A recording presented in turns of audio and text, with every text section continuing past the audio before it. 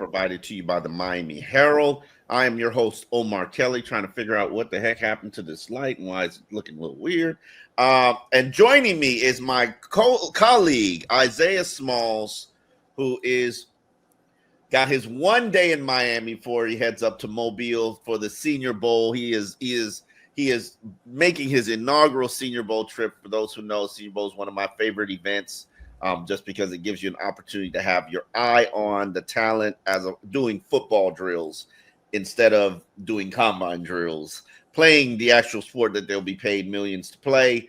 But first, before we get into that, let's talk about these championship round.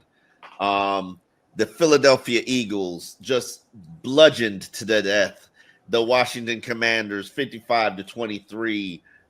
We see the value of a run game. We see the what do they call that push Jalen Hurts does into the end zone? What do they call it? Shove. The brotherly shove. We see the brotherly shove and how successful that was. And mind you, I think the Philadelphia Eagles defense with Vic Fangio, our former ex, who broke up with who, we don't really know. But and you like seeing your ex have success without you, man. That joint hurts. I really don't have a problem seeing my ex have success. I want my ex to be happy. Okay. But listen, you don't want your exes to be happy? I do want them to be happy. I do. Some of them. There's one I don't want to be happy. Okay. Listen, the Vic Fangio said, we all knew Vic Fangio was a good defensive coordinator. Like, that wasn't what was up for debate. It was whether or not he was a good fit for this organization, this regime, these players, this coach. And Vic wasn't feeling it, and we weren't feeling it, and the players weren't feeling it. So all parties decided to go their separate ways. And Vic, obviously, the correct way to put it is that his aging mother, he wanted to be closer to his aging mother. And I totally get it. I totally get it, especially when you're a person who puts family over everything.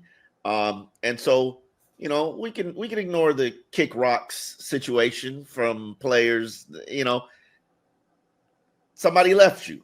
I think everybody is happy in the situation, but let's not deny the fact that the Philadelphia Eagles have the better defensive coordinator. That Philadelphia defense was chef kiss. Yeah. Now, it doesn't hurt that they are probably the best drafting team in the NFL. Yeah, that works. I mean, I think it's also a function of something that you love to say is the ability to build through the trenches. You know, you think about that this is a team that really values offensive line position, right? And they are consistently trying to reload on that in that area. And then also on the flip side, the defensive line. They love drafting defensive linemen. I've been watching this team since I was, moved to Delaware at the age of 13, or age of 12, excuse me. That's just something they like to do, right? And when you have that, I think, this entire summer was this summer of the declining running back. The running back isn't, it's not getting the value it deserves. I think Saquan shows you the value of having a good offensive line, but also an elite running back. Because to me, I love what Lamar did. I love what Josh Allen did this year. But to me, I thought Saquon was an MVP just for what he brought to that team. We talk about most valuable player. Like the V is the thing that often gets lost. And the Eagles would have definitely been a playoff team without him, but they're not getting to the Super Bowl. You know what's funny that you say that? I oftentimes think that the MVP award should be voted on and decided on today. I agree with you. This week. I agree. And I know it's not a postseason award, but if you take a picture of it in its totality, Saquon Barkley is the MVP of the league because he has taken a Philadelphia Eagles team that was one and done last year. And yeah, they've been a pretty good team for a number of reasons. And they had, every year changes happen and you got to fix chemistry, address chemistry, make alterations, patch positions that you lose, like when they lost Hargraves. But it's, he has made the most difference. He's had a dynamic season. Yeah. And he took his team to the final destination. Yeah. And where Lamar and Josh Allen didn't. Now, speaking about Josh Allen, the Buffalo Bills suffered a 32-29 loss to the Kansas City Chiefs. Inevitable. Huh? Inevitable. I mean, it was a very close game, and a game that I will argue that Chiefs got most of the calls. As what game? We don't get fined for bad talking to the refs, so they always get most of the calls. You have to beat two teams. Any Bills fan that I've talked to over the past week, I asked them, like, are y'all ready to win twice? You know, you gotta beat the Chiefs. You also gotta beat the refs too. So look, you can say it. You can say it. I've never hidden the fact. Understand that everybody benefits from the league doing well. Everybody. When I started covering the NFL, it was an $11 billion a year business. I think they're approaching the $20 billion a year mark. And that's like a 10-year. You're making you're rising in revenue for selling games to Netflix and whatever, your partnerships and advertisers. And you need Super Bowl to be dynamic. You need Super Bowl to be monumental, earth-shaking. Everybody needs to win. And you know what the NFL needs? They need a dynasty, so they have a team that people will root against. Mm-hmm. And, whether you love the Chiefs or you hate the Chiefs, them being a dynasty is financially beneficial to the NFL. And most people will not say it, most people will not agree with it, but I think the refs understand what time it is. And they understand, like, Patrick Mahomes is the face of this league. Yeah. He shall be protected. Yeah. Like the minute, think about the season that Tom Brady suffered a season-ending knee injury in the first game of the year. Mm-hmm. That season, you're talking about an inventory about 6-7 national games that are just nobody cares about anymore. Like nobody wants to watch. Like you gotta protect the interest of the league here. Yeah. And so but I don't think Patrick Mahomes gets any less favoritism than Josh Allen. I just think the league, the NFL. I disagree with that. I definitely disagree with that. Only because it's just a function of him being the bigger, more physically imposing guy. And across sports, anytime that someone's that big, physically imposing, and they're running the ball or they're going to the cup, because it happens with LeBron too. LeBron James never gets all the calls that he deserves. Like they just think, oh, you're big, you can handle it, But Josh Allen be getting popped sometimes, and if that was Pat Mahomes, they throwing the flag every which way. So I have to disagree with you there. I agree that he gets some similar superstar calls, but I don't think anywhere near the realm of Pat Mahomes. Okay, that's fair. How do you think this game, Philadelphia? I mean, we got plenty of time to talk about it because it's 2 weeks before the Super Bowl. But how do you think? I know you're a closet Eagles fan. How do you like your team's chances? I think so. I like them more than I did a couple years ago, just off the strength that one. The running game is just crazy. Like anytime Saquon touches the ball, he's a home run hitter, right? But then two, like the defense is just much better, right? And I think, Pat Mahomes is one of those ones, right? And I don't make a habit of picking against Pat Mahomes since his first Super Bowl. My first year in Miami, I'm telling everybody that'll listen to me, like Pat Mahomes is the greatest quarterback I've ever seen. Pat Mahomes, like everyone, no one believes me. Because everyone thought that the Niners were going to win it. Because Niners had a pretty good defense too. And I think the biggest difference between that Niners defense and this Eagles defense forces turnovers. Like the defense forced 2 forced fumbles, and then on special teams they forced another fumble. Like that's just, we think about watching the Dolphins all year. Dolphins couldn't force turnovers. The Eagles are a team that'll take that ball away from you, and that is something that is. You got to be drilling that starting they probably won't practice today, but tomorrow you got to, they may do a walkthrough Wednesday, whenever they practice next, you're going to have to start doing those ball protection drills. So, I do like the Eagles' chances.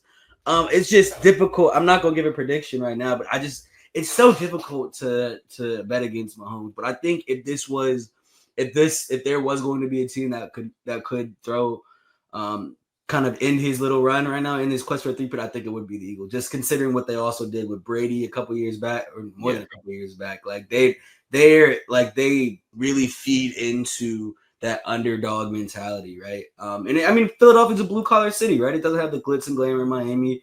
It's one of those places that the city really like feeds off that team, right? My dad flew in from I had flown into Philly to go to a funeral over the weekend, and I was like, I was jealous of him because I know the energy in that city when the Eagles are playing well, and it's just it feeds off each other. It's unlike few places I've ever seen. Like it's not like it's difficult to kind of like put into words because like you don't really feel it in Miami because one, Miami's a lot of transplants, but you feel it when you walk on Hard Rock Stadium on game day. You feel like that energy, right? But it's like that throughout the city.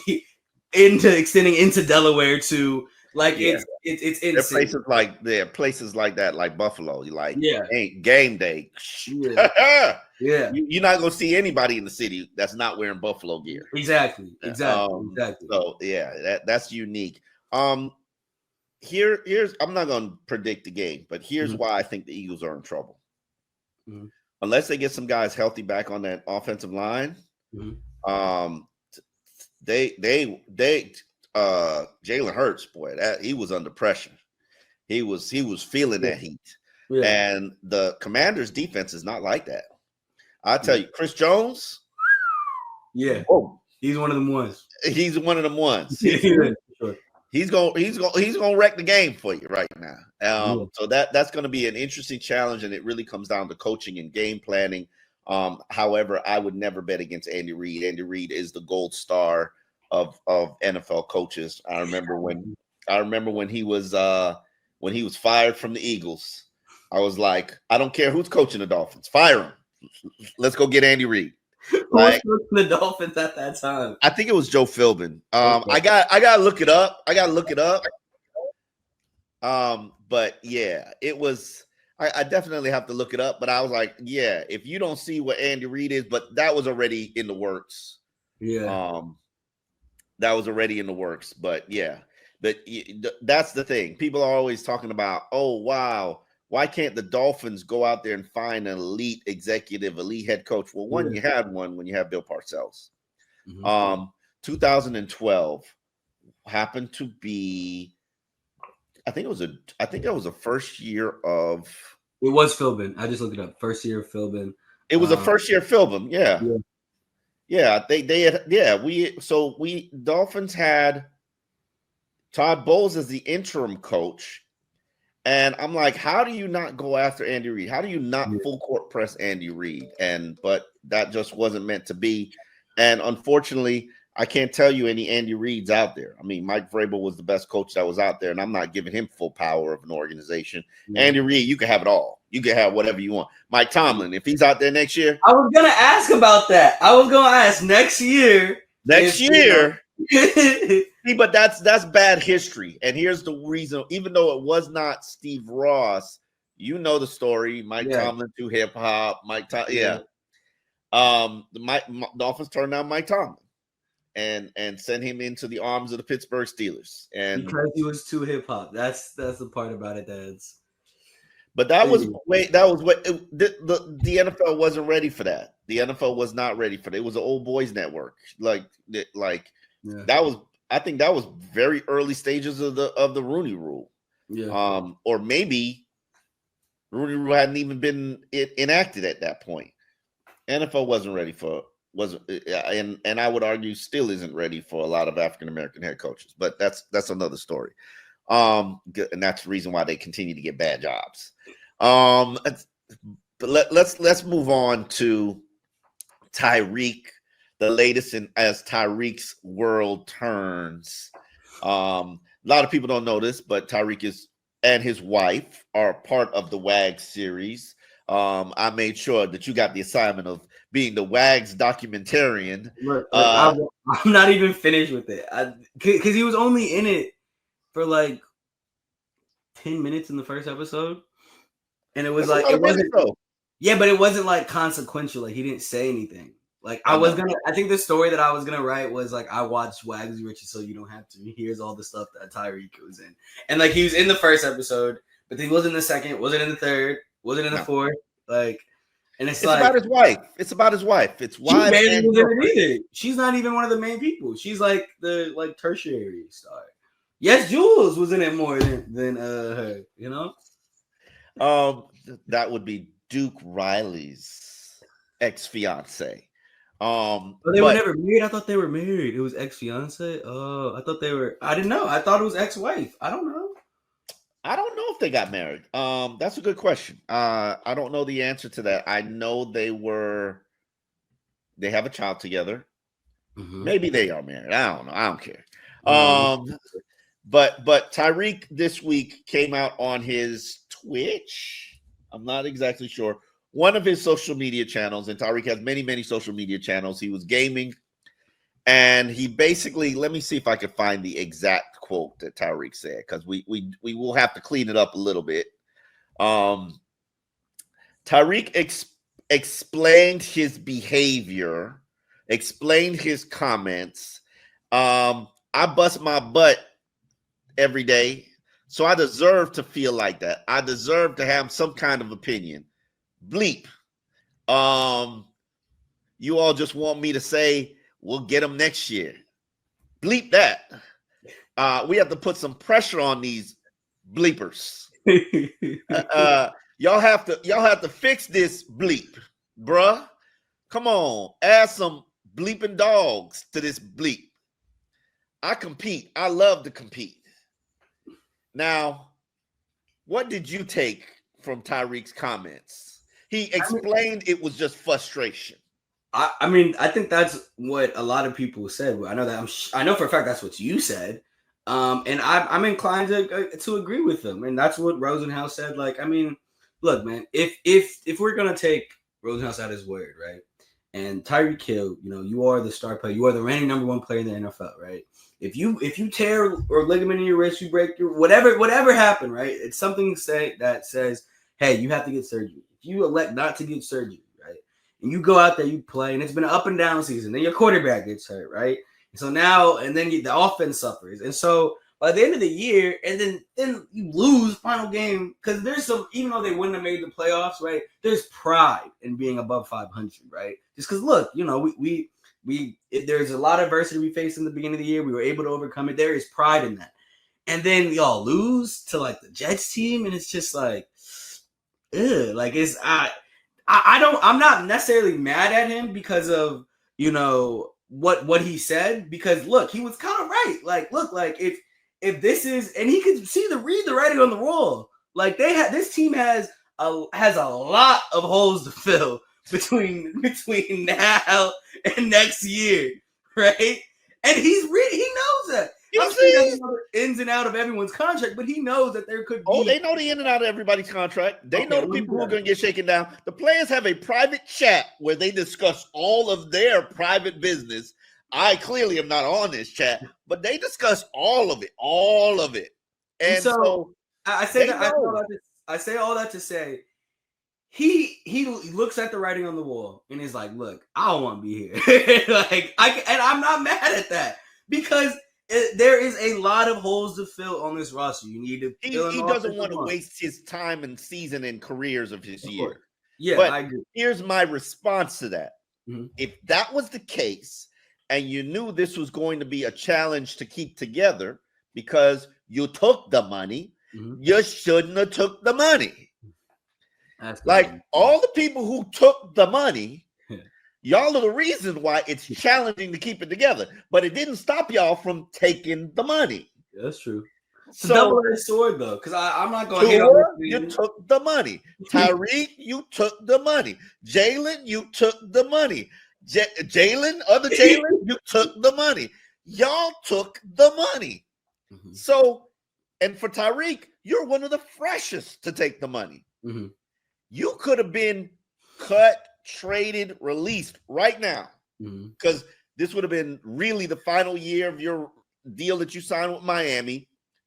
It would have been no guaranteed money. You could shake that thing up and say, cut me, release me, trade me. I don't want to be here. And you would have had carte blanche, the opportunity to go start fresh. Mm-hmm. But no, you came in training camp and you said, give me the money. Mm-hmm. And when you take the money, there are consequences that come with that.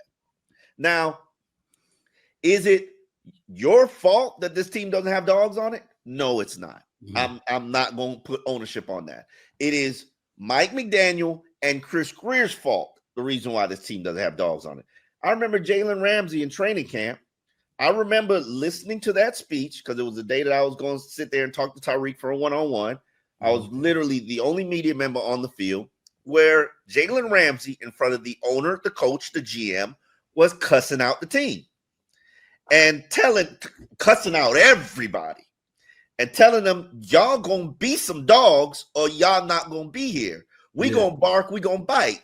Like this whole soft mentality, not under my watch. Yeah. And that was to everybody.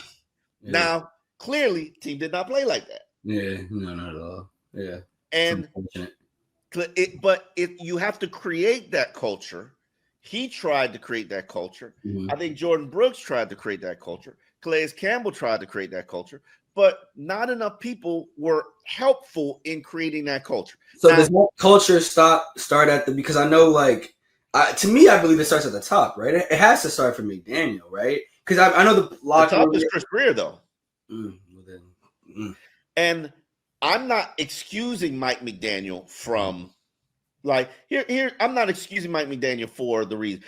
Here's the thing, and I could bring up history, and this is a good conversation to have because I remember in the Joe Philbin era, Joe Philbin's main priority was to banish dogs.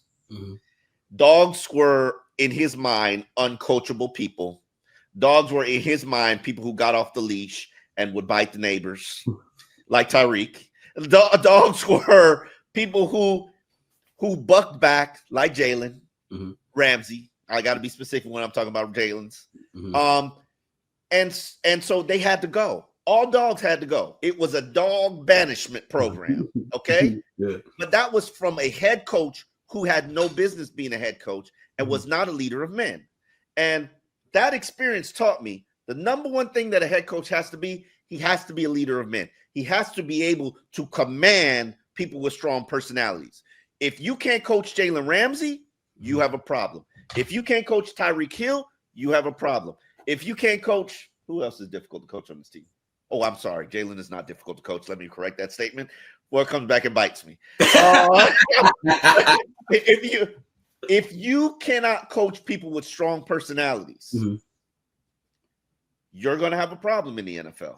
And especially with this NIL era, where people getting paid millions of dollars to be mediocre in college, and have to come to the NFL for a pay cut. This is like, it's going to get worse. Yes. So I don't know if it's Mike McDaniel's fault because Mike likes people with personality. Mike gives people long ass leashes. He does.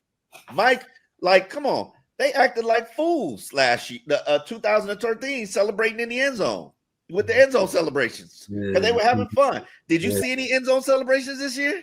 No. Because they weren't having any fun. That's real.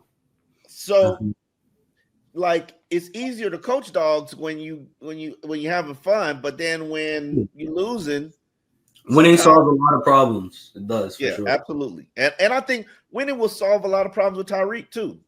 Unfortunately, I think the problem that Tyreek is having right now, Tyreek has two issues, in my opinion. Tyreek likes attention too much, which is fine. He's built $1 million brand, he's empire, he's businesses, he's got Soul Runner. I need to go check out the Aventura store. Yeah, we should go over there. Cool. I should go over there. It's cool. Yeah, I will. Like, yeah. I mean, I'm not pressuring you. I feel like you pressure me. I mean, I got the money for Aventura, so I got like Dora money. I don't got like Bloomingdale's money. But Tyreek likes attention too much, and he likes to troll. But he also likes being popular amongst his fan base. And right now, I think he's at the top of the villain list. Now, I think he'll play like he likes it and isn't bothered by it.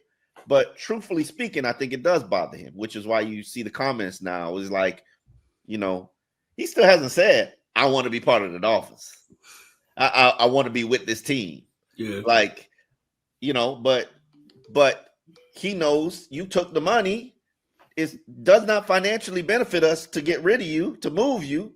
So you gonna be here. You are employee number 10. Yeah.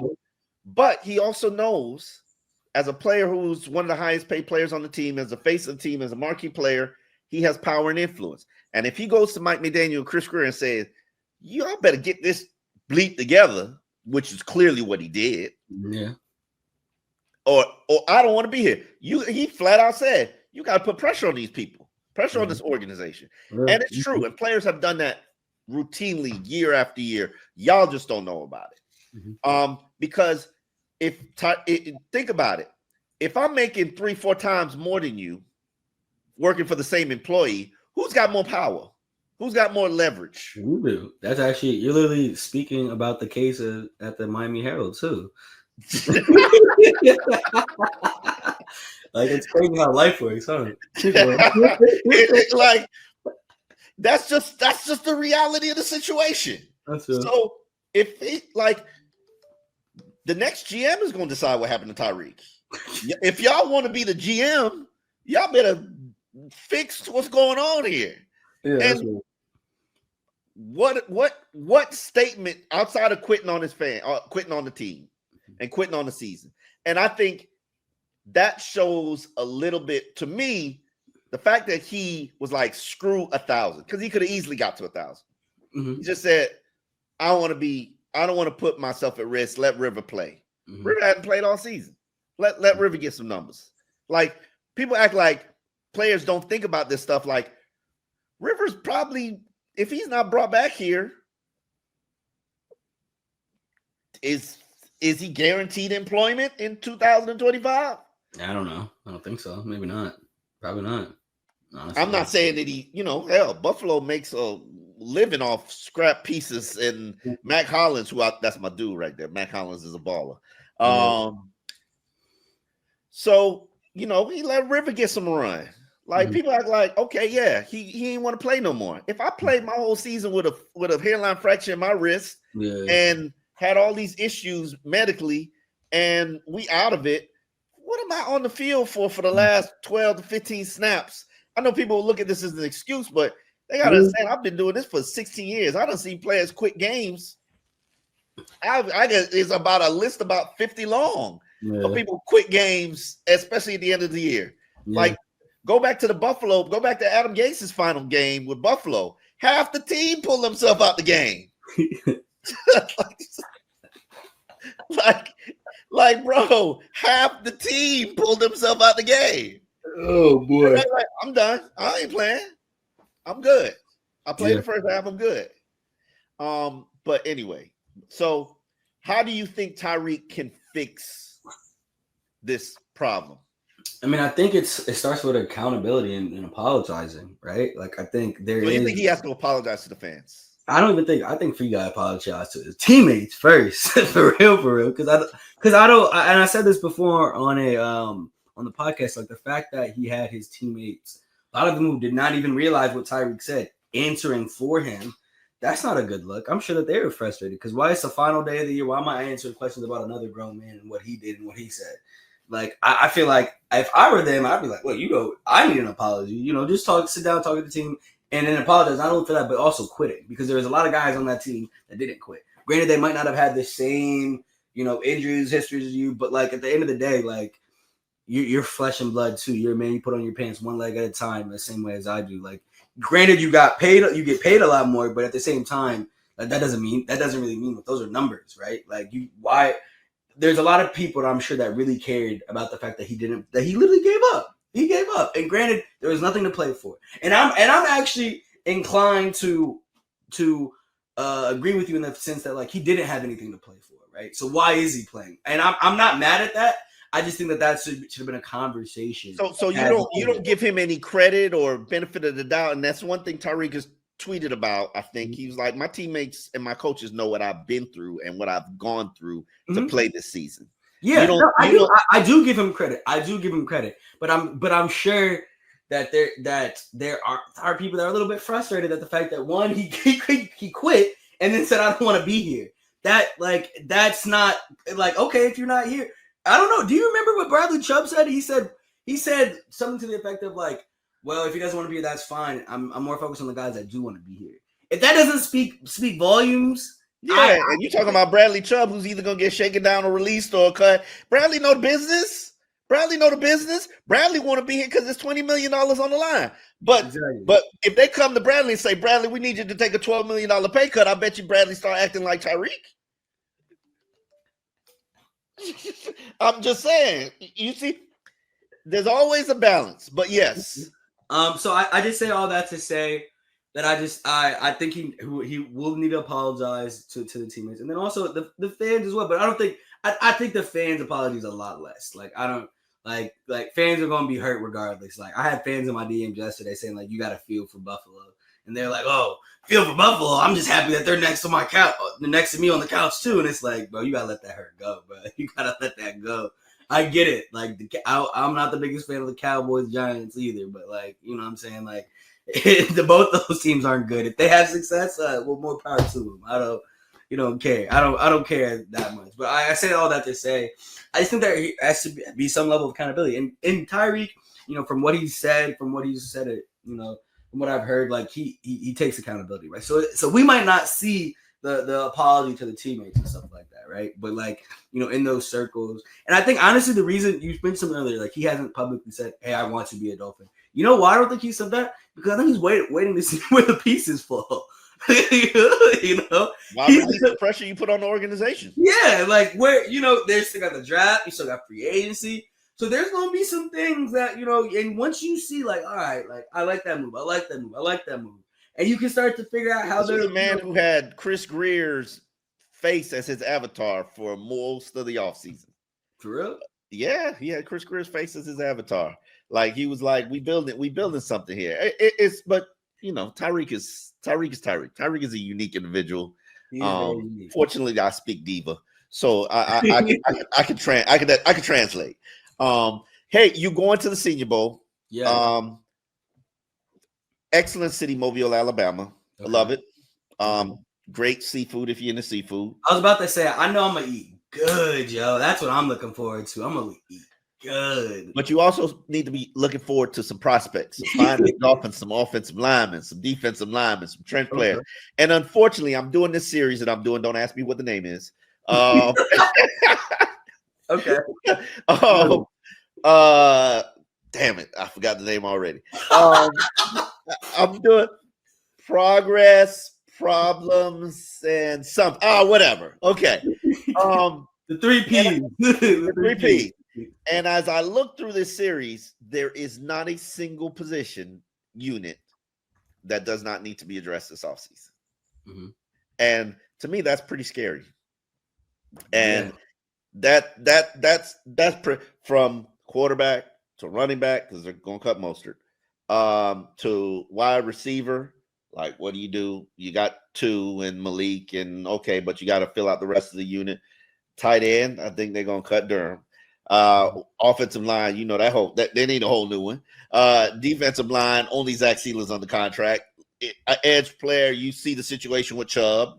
We'll touch on that eventually later. I think the edge player position isn't bad though. You sure? Are you sure? I mean, like, are you convinced that Bradley Chubb will be here? I'm convinced that he'll try to be here. I'm convinced that he'll want to be here and want to be within that rotation, because that rotation, if they're all healthy, barring any, like, what I'm saying, that rotation has to be one of the best in the NFL. If they're healthy, how often has that happened? Inside linebacker, your 2 guys are free agents. Cornerback might be the unit that you have the best outlook on, depending on how Kendra Fuller heals. And then safety, where people have Javon Holland projected as the 3rd best free agent in this free agent class. I'm like, where?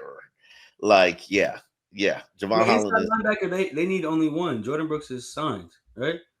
Jordan Brooks is signed, but Yeah. they have only one on the roster. You have one, okay. Everybody else is a free agent, and then the draftee that's not very good. I can't even remember his name. From Georgia. Yeah. See, look at you. You can't. Channing Tindall. There you go. Channing Tindall. Yeah. Yeah. So it'll be interesting to see what they take an eye on, who's visiting with them, who's talking with them, who they've shown interest in. Good luck to you in Mobile. I'll be communicating with you on how to best handle those situations. But Veets and Winsel's. Remember those two establishments. Veets and Winsel's. Veets is for the information. It's late night drinking. Okay. And Winsel's is a seafood restaurant that everybody goes to for lunch if they don't do the barbecue. But make context. I'll give you the info. On that note, we will be back later on this week to talk about the NFL draft and what the Dolphins need to do.